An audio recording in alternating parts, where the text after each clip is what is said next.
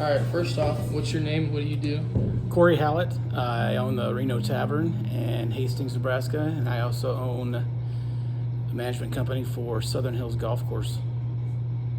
What kind of business is this, and what do you provide? This is a tavern, provide alcohol, some fancy cocktails, some high-end bourbons and whiskeys and tequilas in here. And the golf course, we provide golf for leagues, tournaments, individuals traveling around. Who's your targeted marketed audience? Oh boy. For the Reno, we target people in the age, I'd say 25 to 80. We kind of got out of the college kids area because it was getting a little rowdy, and kind of flipped to this during COVID when they shut us down, because me and my wife were getting a little older. We started this bar when we were in our 20s, and when COVID hit, we were in our 40s and decided to change it to something like this to be more comfortable. The golf course, we target all ages, young kids all the way up to 80 years old. How many years have you been in business, and where do you see this business going? We have been at the Reno since 2005, so it's been right at 20 years. It was a rough place when we bought it and took it over. We remodeled it into a sports bar and did that for a long time. And we kind of had turned it into a dance club for a while. And like I said, during COVID, we turned it into this version, which is more of a lounge, I would say. This is kind of where I see it ending, at least while I own it. I don't think we're going to change it anymore. There's not much more we can do right now, I don't think, except for bring in new and different bourbons and stuff for people to try. There's a lot of people in town that love this new bourbon culture and tequila as well. The golf course, we took over management of the golf course. This is our third year. And that we are just going to continue to do what we've done. We have a schedule of 27 tournaments. Right now, we have men's league on Mondays and Thursdays. We have women's league on Tuesdays. Every other Wednesday, we have a stag event. And tournaments kind of go on different weekends throughout the whole summer. We also do seniors leagues and women's seniors leagues during the morning hours on Tuesdays and Thursdays. We have a contract out there that we cannot have over 450 members. So I think last year we were at 424. We'd like to see us getting a few more members this year, push that 450 number at least. That would be great for a goal for us out there. Do you have a company's mission statement? I do not, for either of them. What ethical standards do you hold yourself and your employees to? The biggest one is just respect of each other and of the customers. You always say the customer's always right, but you got to be able to, talk to them, figure out what's going on. Here it's pretty simple. There's usually nothing too outstanding for anybody to be angry at. Our drinks are made with recipes and we don't really screw up too often in here now that we have those. The golf course is a little harder. Again, respect everyone's opinion and work out something from there. That's my biggest thing. Where do you see this business going in 5 years, and how do you plan to get there? Like I said, I don't think we're going to expand anymore. I would like to just keep this on cruise control. I don't know if I'll own this in 5 years. Thinking about possibly selling it and moving on to something else, but that's not a solid right now. The golf course, we would like to just, like I said, keep growing it, try to get to that max of 450 and stay there. We can't really add any more tournaments because we want there's to be several other weekends where our membership come out and enjoy the course that they pay for in the membership fees. So I think it's just very simple. Reno is just going to kind of stay on cruise control and just try to get that extra 25 members this year at the golf course. Are you in a sole proprietorship, partnership, or corporation?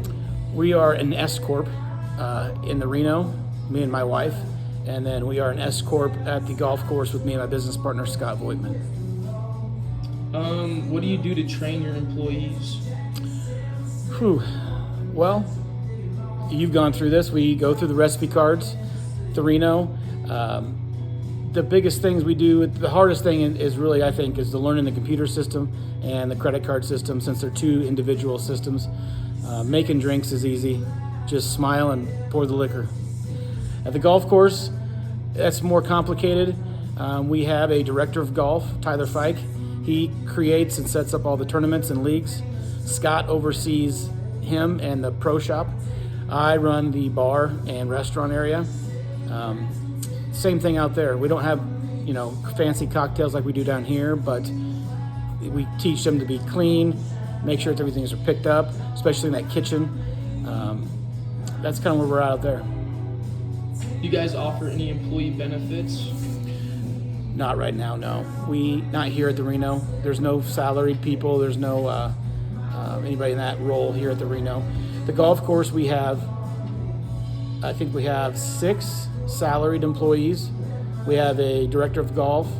We have a course superintendent. His name is Dan Block. He runs the entire grounds crew, the mowing crews. We offer some bonus programs out at the golf course. If we hit goals, then we try to share with everybody, give random bonuses to people if we see them doing a good job out there. It's just so much busier when you have hundreds of people coming through the door every day, dealing with tournaments and leagues and that. So we try to give them a little extra money here and there. What strategies have you used to retain skilled workers? That's hard because everyone's trying to get them. So just try to pay them as well as you can, as well as you can afford. And like I said in the beginning, respect everybody. That kind of goes a long way in my book. Can you share any practices that have improved teamwork or like morale? Out there, I would just say the bonuses. People want to get the extra money. We do a lot of college kids. I think total employees out there is roughly around 40 in the summer time. So just a little extra cash here and there when we see everybody doing a good job.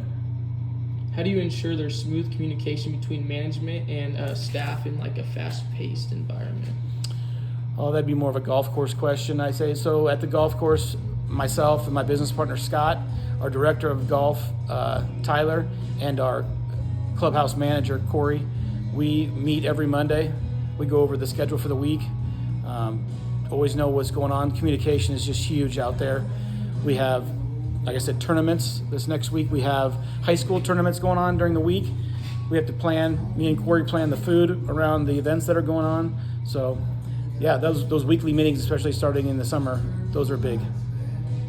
Have you ever encountered any high staff turnover? And if you did, what steps did you take to reduce it? Not a whole lot here. It's pretty basic at the Reno. We employ a lot of college kids. We know that they go home in the summertime. We know they graduate.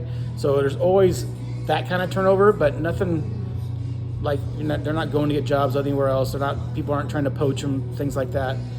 The golf course, since we've taken over, we have not had a whole lot of turnover out there either. I think me and Scott are pretty easy to work with and work for. We have, I think about 10 college kids that are coming back for the 3rd year in a row to work for us. So we're excited for this next summer to come on. What's a common HR mistake you guys make, and how can it be improved? HR, huh? Well, we've had some turnover in the kitchen area, I could say. We tried to hire some managers and they didn't work out. I think our investigation of who these people are and where they've worked would be along those lines. We need a more formal way of interviewing and finding out their past. What would you do if workers had conflict between each other, or has it ever happened before? Oh, it has happened before. There's a lot of personalities working in the bar business, a lot of strong people, strong-headed people. the golf course, we've had a lot of that. You just got to sit down and talk to each of them together, like as a group, and work through it. How do you manage inventory? Inventory is controlled by our computer system. There's a lot of different ways we can do it. We weigh the bottles. I usually just eyeball it. I know that a 1 liter bottle has 33 ounces. I know a 750 milliliter bottle has roughly 25 ounces. And we break it down at both places, as every drink has 2 ounces of alcohol. So when we get an inventory in, I take the case of liter, say tequila, or say vodka, say Tito's, and 12 bottles times 16 drinks.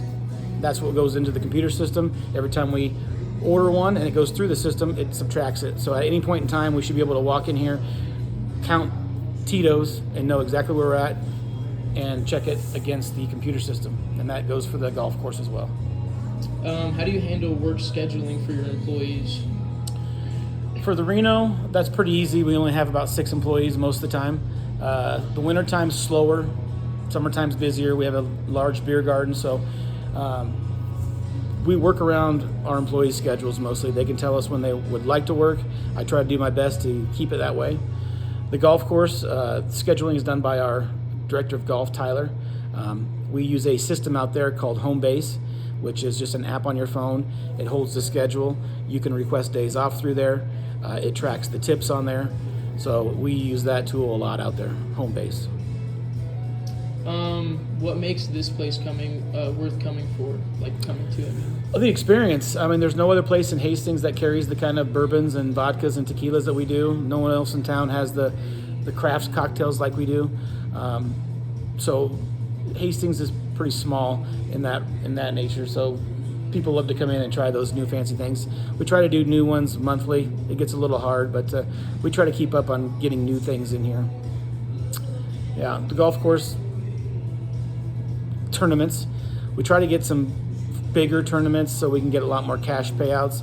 A lot of these guys, I mean, golf has grown so much over the last, I'd say 15, 20 years that we are trying to attract the bigger golfers. We have a very large tournament in June called the Dinsdale tournament, which it's a $10,000 top prize. So we got teams coming from Omaha, Kansas City, Lincoln, all over. They're recruiting people to come play in this tournament. We only allow 18 teams in it, and first place is $10,000, second place is $7,000, and third place is $5,000.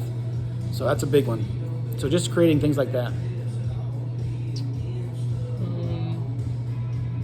All right, yeah, that's everything. Thank you. Yeah, no problem.